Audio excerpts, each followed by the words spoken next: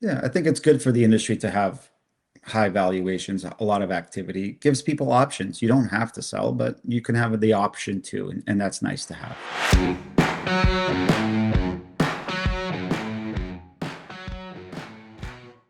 Welcome back to another episode of the Collision Vision driven by Auto Body News. I'm your host, Cole Strandberg. Today, I'm joined by my Focus Investment Banking partner, Giorgio Andonian, Managing Director and a go-to advisor for owners navigating growth and liquidity across the automotive aftermarket. We're talking what's real in M&A right now, how private equity is showing up as a growth partner, a quick preview of private debt as a tool we'll cover in depth soon, and a few fresh takeaways from SEMA, plus the trends and questions we're hearing from most of the operators across the industry today. If you're weighing scale, partnerships, or a future exit, this one's for you. Enjoy the show. Giorgio Andonian, thank you for joining us once again here on the Collision Vision. Happy to be here, man. Thank you for having me again. Man, we talk a lot. So for our audience's sake, we just switched over from Teams onto the actual recording of the Collision Vision. So Giorgio and I spend a lot of time together each and every day. Going to be fun to kind of dive in here on 2025 in review, talk about some of the latest and greatest trends in cap raises, in mergers and acquisitions across the collision repair landscape and the automotive aftermarket as a whole. Giorgio, I think a lot of the folks listening here will remember you from your previous appearance on the Collision Vision, but in case they don't, or in case they happen to miss that episode, give us your background in your own words for us. Yeah, appreciate that, Cole. Similar to yourself, I come from the automotive background, family business. I come actually from the automotive repair side, although I did have some exposure to collision just as an adjacent category. Did a lot of M&A within the family business, branched out, kind of started our own thing, eventually sold it over to a private equity group, let my dad retire, decided to jump into the crazy world of deal making here at Focus. 6 years in, heading into my seventh. Focus mostly, no pun intended, on the automotive aftermarket, from collision, auto repair, parts, distribution, etc. Spending a lot of time, obviously, with you here in collision and having some fun with it. So, No doubt, man. We're getting off of a very busy SEMA, which we'll dive into in a little yeah, bit. Super productive, nonstop, and I think the takeaways there that we'll hit on a little bit more later in our conversation were super positive, super energetic, a incredible. lot of momentum here as an industry heading into 2026. Before we dive in, I want to hit you with kind of an overarching theme or a Let's question, I go. guess. You've been doing this for a while. You've obviously been in the automotive industry your entire life, like I have. What's your favorite part about what we do? Honestly, I'd say my favorite part is the end when the business owner gets to breathe because it's a sprint, right? And going through that diligence, going through negotiations, and it's not just a 30-day kind of process, it's a 6-month process or so. And seeing that relief and getting the call maybe a month or so after, that's truly my favorite part. I'm with you, right? On the back of decades, in a lot of cases, of hard work, in one day, in one moment, that generational wealth is realized and all that hard work has paid off. It's a really Yep. cool, rewarding part of what we do. And I like to paint a picture too for folks, whether it's a sales side transaction, whether it's a partial buyout, whether it's a cap raise, there's nothing more fun than that closing dinner where Yeah. relaxation can finally occur. It's a lot of fun.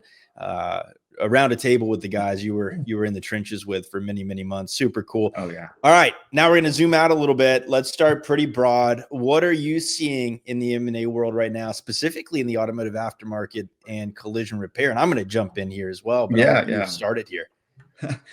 Well, as you know, the interest level is incredibly high still. I think the consolidation continues to happen. If we're going to close in on collision, um, you still see what, over 150 or so private equity groups trying to get into the space. Consolidators obviously continue to do what they're doing. The Joe Hudson deal obviously is going to put not a wrench in this, but more, I guess, digestion time to see what that's going to do to the market. But from a high level, you're getting more new entrants, you're getting family offices, private equity. The smaller groups are trying to grow and compete against the national groups.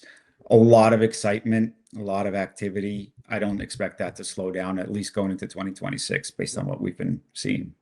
Out at SEMA, the Joe Hudson sale to the Boyd Group and Gerber was probably our most frequent conversation.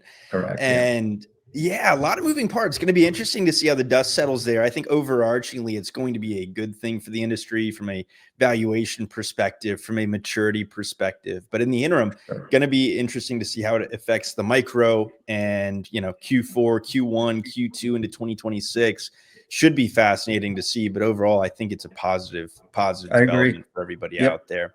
Yeah. Let's see what else was really top of mind here. I think you mentioned the private equity interest. I've mentioned on this show multiple times that in 2024, I spoke with over 100 private equity groups.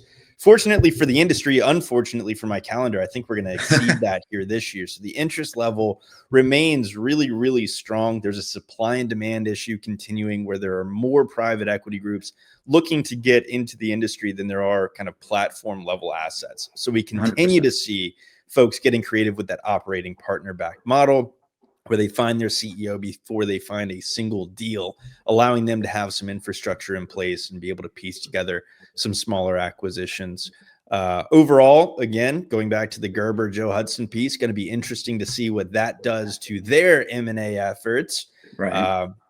Obviously, a lot of our big boys for 23 and 24 were much less present in the M&A game in 2025, and we'll see if that changes going into 2026. You see Gerber deals kind of increased in 25, at least in prevalence, in recognition compared to some of the others.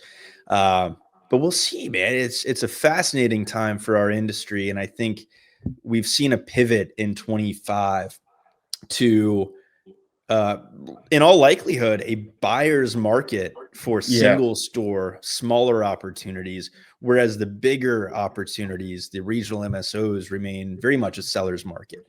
And so it'll be 100%. interesting to see if one of them drags the other up or down in 2026. But for now, that's really, really the landscape. What have you seen difference in 24 to 25 in terms of deals getting done and timelines and the ups and downs that every process faces? I think you nailed it with the last piece is the timeline, man. These deals used to be a walk in the park as far as process, and everybody just knew to be on their A game. We'll get this done in 3 to 6 months. It's pretty simple. Now you're seeing this thing drag out to 6 months, 9 months, and in some cases it could be even longer. A lot of it has come down to diligence. From what I'm seeing, they're just doing a lot more diving into the business, the operations, the financials. You'll always get a level of that during the process, but as we go kind of deeper into valuation questions, they're trying to flip over every leaf, every stone, understand every single aspect of it, probably because a lot of people got burned back in the past. So you're seeing the timeline drag out, a lot more caution, and frankly, a lot more deal structure, as we call it, less cash up front, maybe some seller equity, seller notes, earnouts for based on performance, just a lot more pieces to put to the puzzle essentially. And then that can slow the process down as well. If you're negotiating earnouts or you're negotiating seller notes and terms, those are going to slow the process down. And that's really the biggest thing for me is just so much more scrutiny in the industry right now. To the point where I think agility is becoming a differentiator. The ability to be kind of flexible and fast moving and adjustable. And it's where we see groups like these regional consolidators growing like crazy, sometimes on the radar, sometimes under the radar. Obviously, GNC out in California is a frequent guest here on the show. We've had Vive on the show. We've had Quality Collision Group on the show. These guys all bring a unique approach to the types of shops they acquire and then how they operate them after the fact. But oftentimes, these regional groups are able to move a little quicker and be a little bit more flexible than some of the big national Titanics. And I'd be remiss not to bring up and ask you some questions here about the deal we just recently closed with Quality Collision Group, First Class Auto down here in Pompano. Talk to me about the interest levels of shops who have pursued the OE certification route and gone the specialized route. Well, I mean, just from this example, you could see there was some desire, just the margin profile and something like this is significantly better. In this case, DRP was really not a huge part of the business and adds a whole different strategy for the buyers and even the sellers. And the excitement level in this case from Classic was, sorry, You're good. from QCG, absolutely. Their QCG, first presence in the state of Florida. Florida. Really excited to see how Yeah. they go from here, and very pleased for our sellers, Kevin and Karen Yeah. Rowe. And Fantastic people. Yeah, and really just I think the margin profile is what is most interesting when you're dealing with these dealerships and always certifications. It's a lot different, incredibly profitable operations. And those who like that type of strategy, less so in the DRP, were really excited about that opportunity when it was in market. Yeah, I think for many years people viewed these specialized, excuse me, specialized shops as the buyer pool might be limited. To an extent, Yeah, that's true, but the goal of any process is to find the right buyer or yeah, buyers who want it more than anyone else. And in the case of these specialized, uniquely high quality shops, the right buyer tends to materialize, or buyers. And I think that's a thesis. That Highline OE certified thesis is one that I've been preaching for a number of that's years, and right. we're seeing a multitude of buyers coming in, obviously led, at least by store count, by Quality Collision Group, and excited to see how that continues. Yeah, There are more and more groups, again, on the radar and under the radar, that are really getting in on the specialization. Not all of them are Highline or OE specific. Some of them are fleet or truck that's right. specific. And we're seeing a lot of interest, certainly in the truck space. Can you talk to why that might be? Well, they're essential, right? You can't have these trucks off the road, so they need to be on in there, fixed correctly, fixed quickly, and back on the road. It's just an integral part of our economy. And having these trucks being repaired offers an opportunity for, again, margin, high profit, but a consistent flow of business as well. And it's a completely different market than the retail side of it. And I do agree entirely that that industry seems to be the next kind of hot niche within the collision repair world. Excited to see what's going to happen there. I really think that we're going to start seeing some more waves in there coming up. Could not agree more. I think there's a ton of opportunity. And as you look at the more traditional DRP landscape, and I go back to the valuation conversation, a lot of the low hanging fruit has been picked. And I think that Yeah, adds to the complexity and the level of diligence and the level of pickiness that these large national players are now bringing to their consolidation approach. Let's talk notable trends from a valuation yeah, perspective, Giorgio. And I'll kind of take a stab at what I'm seeing first, and then I'll let you come and interject as well. yeah, I want to quantify to an extent, nothing's one size fits all, but that buyer versus seller market. yeah, In very plain English, we are seeing valuations driven by demand trends for smaller single store operations decreasing. And correct. we've been seeing that really for the bulk of 2025, and that trend is continuing. We're seeing MSO opportunities pretty flat. It's off a little bit from the peak of 23 and 24, but it's still very attractive. It's still gathering, in generalities, a lot of interest and a lot of competition among a pretty large pool of buyers. And again, I come back to the disclosed terms around Gerber's acquisition of Joe Hudson. That was a pretty darn compelling multiple. And I think Correct. a lot of these regional consolidators are looking toward that and to see, hey, when the dust settles, are we going back toward the 2023 and 2024 multiples, or is this 2025 ceiling kind of the new normal? I'll kick it over to you for any thoughts or color you'd like to add there. I mean, you and I have worked on potential opportunities, whether they're MSOs or even come across a lot of the single shops. We definitely see the margin or the valuation compression on the single shops. And I think between valuation going low and truly just activity and interest level is very different. As soon as you get to say three shops at you're an MSO, you're starting to get, potentially double digit offers, 10, 11 different opportunities to choose from. And so I think that definitely hits it right on the head.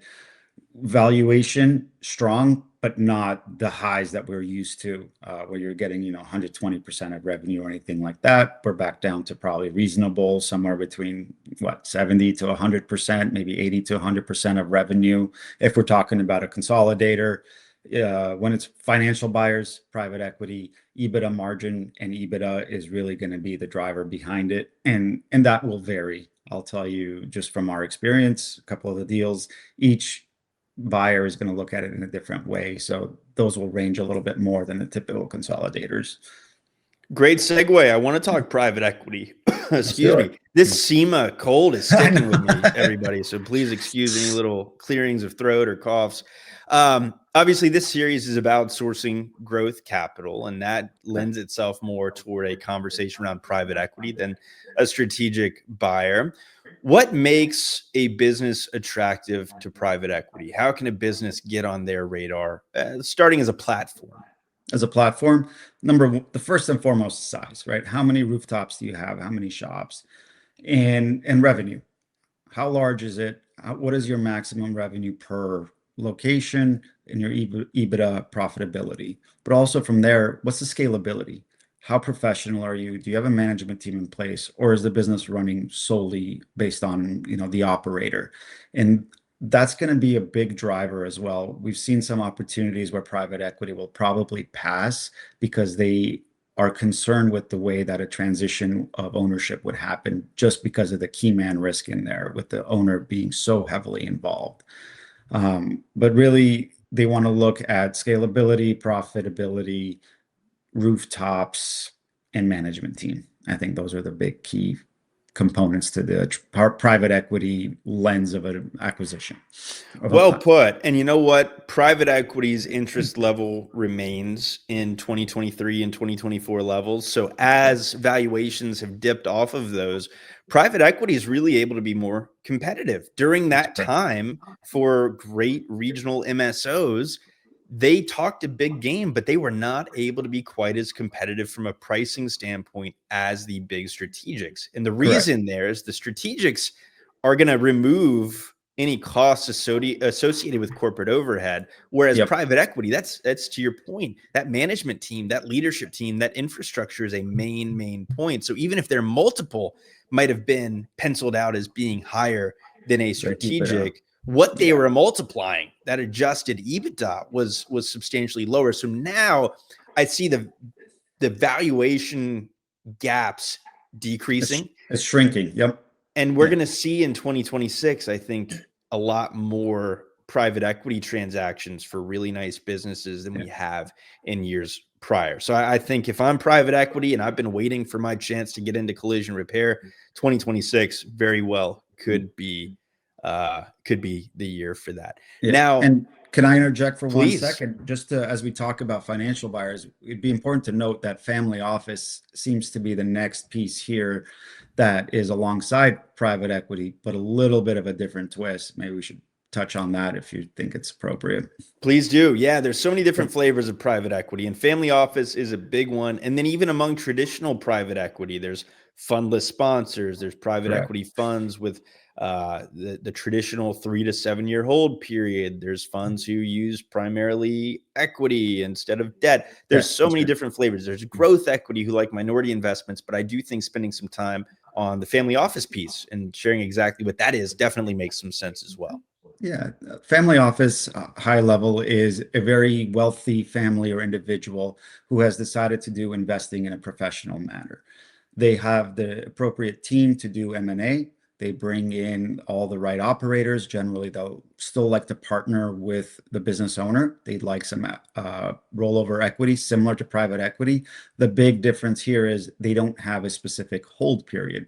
As we'll probably touch on it too, but private equity likes to hold for a certain period of time, and they'll flip it over to the next iteration. In many cases, the family office, they don't have a predetermined hold period. They could hold it on for the rest of their entire lives, and it could go from generation to generation.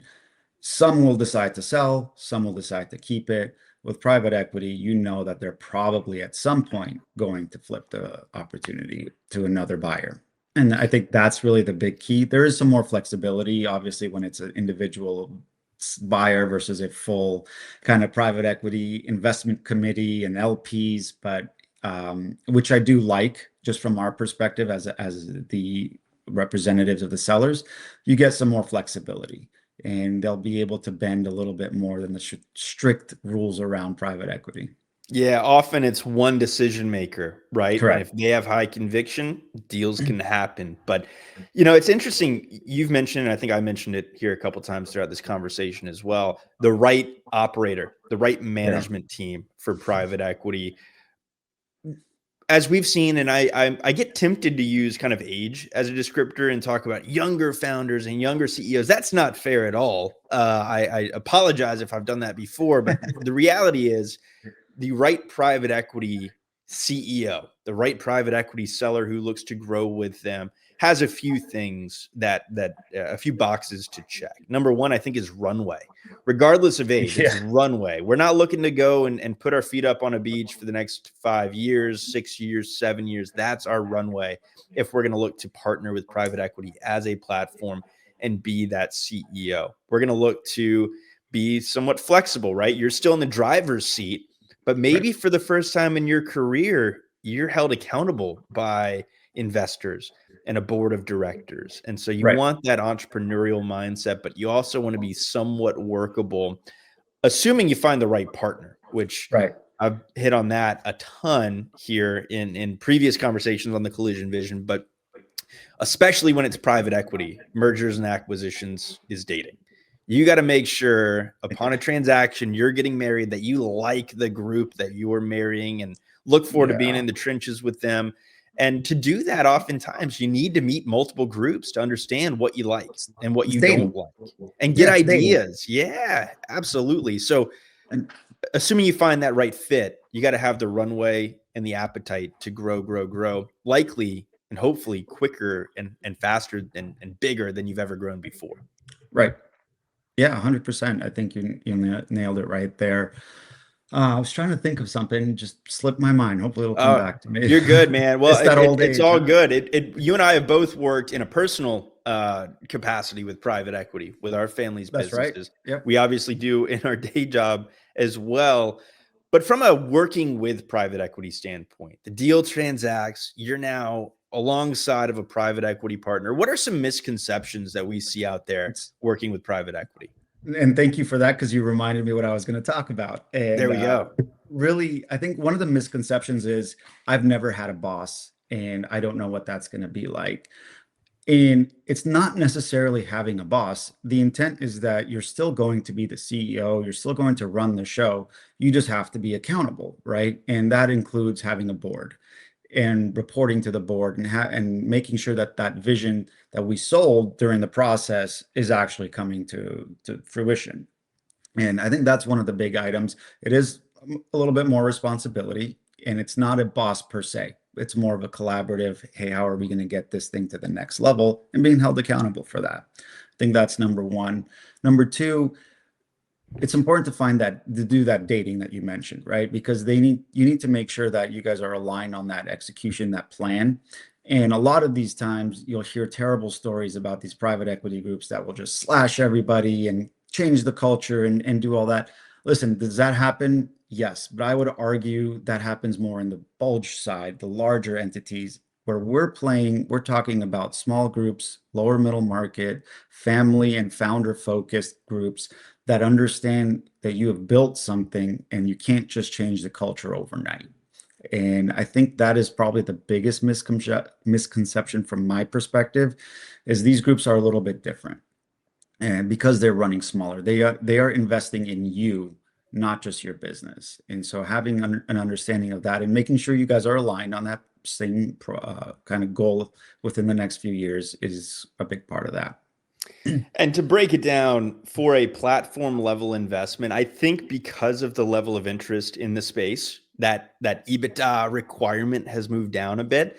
If you're in the Correct. 2 million of EBITDA range, multiple locations, professionalized management team in place, we're starting to be on the radar for private equity groups. And 100%.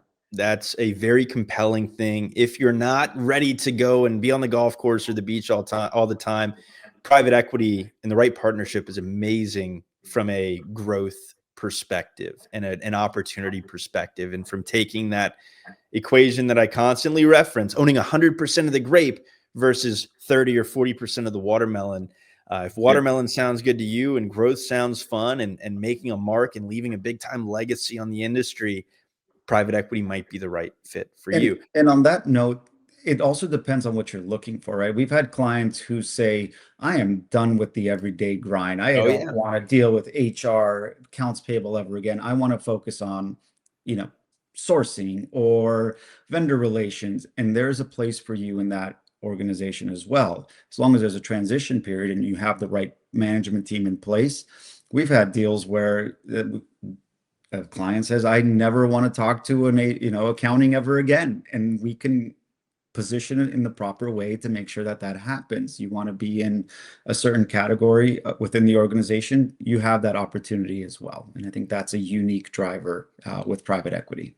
Really strong regional MSOs that check some of those private equity boxes are still in the driver's seat. And so if you, as the leader, as the primary owner, have what you desire your life to look like moving forward, you can put that out there. You can Yep. say that. And will it turn some groups off? Potentially, but the That's right okay. fit is likely out there. And you want to be upfront about your motivations and what Mhm. you're looking for to make sure that you do end up marrying the right partner and to make sure Yeah. that relationship continues to be healthy moving forward. I want to talk to, we're going to have an episode here later on this series exclusively dedicated to private debt Yeah. and capital raising. Let's talk a little bit about exactly what that is to get rocking and rolling, because I know that's something we've talked a fair bit about with different groups here in 2025. And I expect to be a big factor in our industry and beyond in 2026. No question. Private debt, think of it this way. You have a plan in place. Your regional or local bank has maxed out on the amount of revolver or line of credit that they're giving you. When you go out to the market, it's essentially a private equity type investor, but is only providing debt. It's a very different story than when you're trying to do an equity deal. They just want to make sure you can repay the debt. Um, it's usually for a project, right? Are you looking to buy another MSO? Are you looking to build a brand new facility that's going to cost you $5-10 million, or whatever that major project is? That's what that private debt is for. And you're going to be able to go out to the market, find different investors that are purely debt investors. Maybe alongside down the process, you could get some equity, but that's really the precipice behind it. You'll be able to get some money, pay it back, obviously, maybe turn that into equity down the line in the future, but also put your action plan in place, essentially. Yeah, really, really well put. So for decades, private equity obviously buys businesses using a combination of debt and equity. For decades, that debt came from the same sources that your business, if it has debt, probably gets: commercial banks, things of Right. that nature.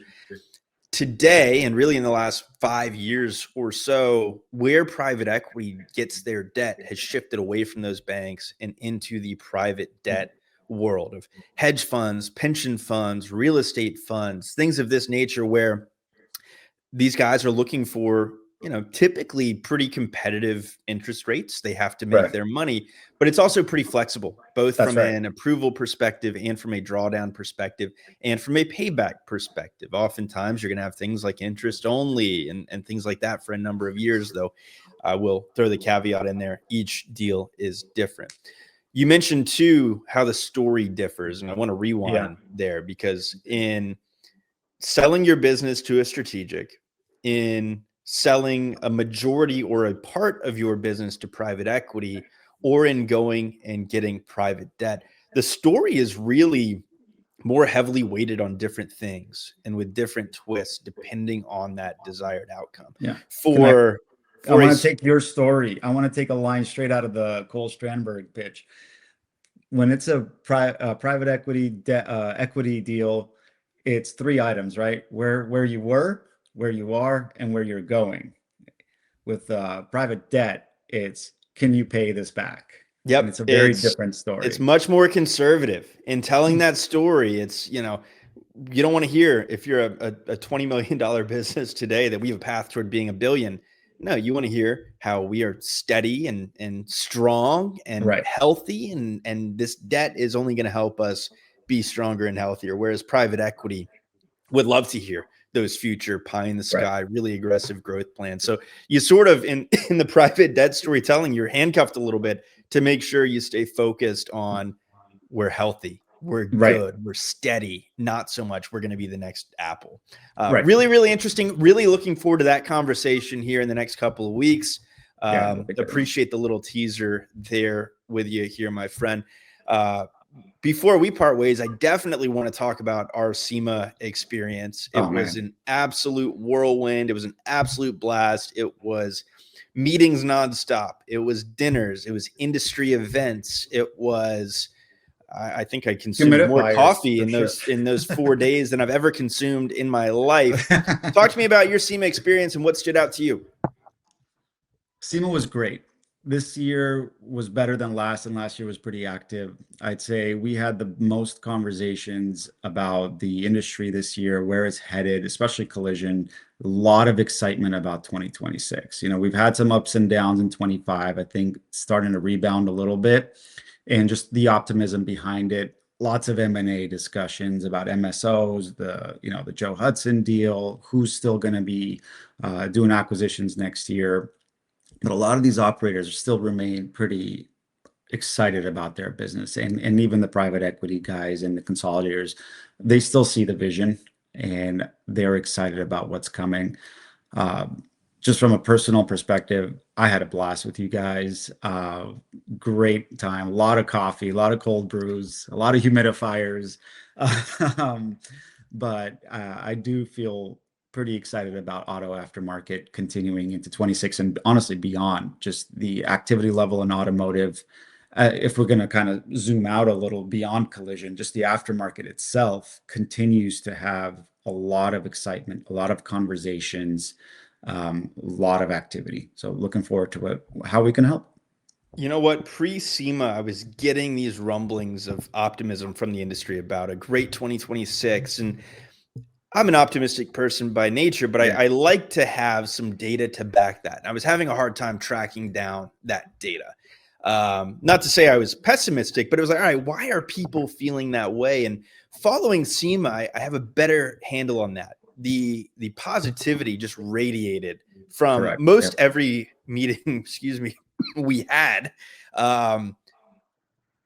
And the conversations and plans for a lot of these regional and growing groups get me very excited for 2026. There are some really aggressive plans. I think we're going to see transaction volume in all likelihood begin to pick up, at least in the first half of 2026. I don't know that that's a permanent shift, but I know in the near term, just based on conversations, that's what I expect, which should get everyone in this industry really, really hopeful and excited for the future.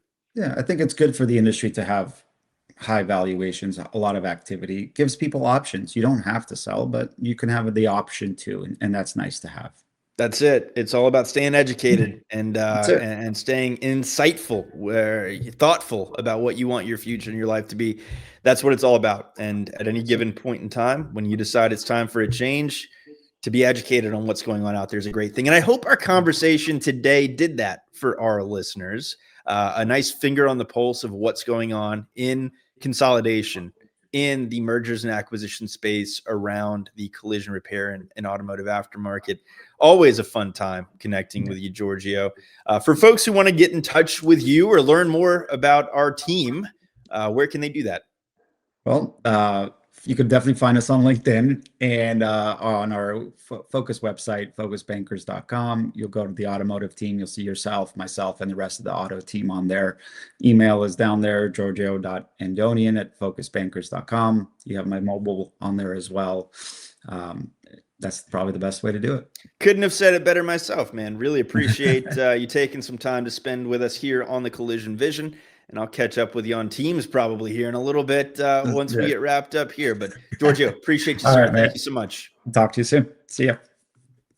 That is all for today's episode of the Collision Vision. A big thanks to my partner, Giorgio Andonian, for the clear-eyed look at today's deal market and the practical ways that owners can fund and fuel growth. A few takeaways. Know your why before you choose capital. Be sure to match the tool to the objective, private equity versus debt versus a combined approach, and start prepping the house long before you go to market. I've included Giorgio's contact information in the show notes. If you have a LinkedIn, give him a follow. He puts out even more fantastic content than I do, all things automotive operations and mergers and acquisitions. If you enjoyed this episode, please give the show a follow wherever you enjoy your podcast. Leave a quick review and share it with a fellow operator who's thinking about their next move. As always, on behalf of the Auto Body News team and myself, thank you for coming along for the ride.